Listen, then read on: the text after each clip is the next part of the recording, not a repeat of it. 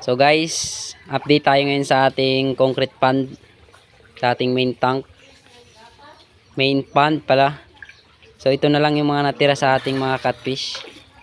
So ayan guys, medyo masilaw kasi mataas na yung oras, bali mga 11 na ng tanghali.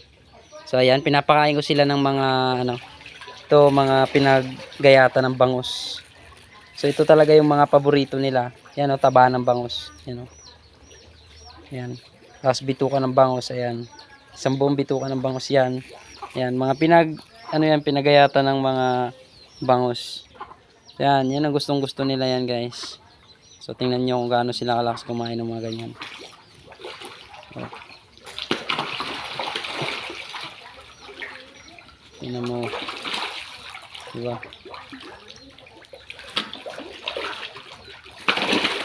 So ganyan sila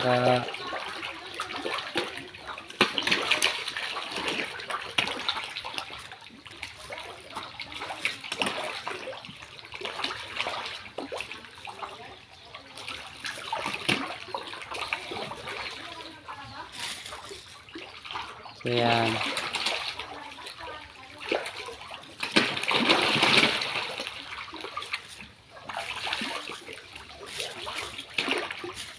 So yan lang muna guys yung update natin. Bali ko konti na lang to sila guys. Nandito na rin yung mga malalaki, may mga maliliit din. Halo-halo na sila dyan.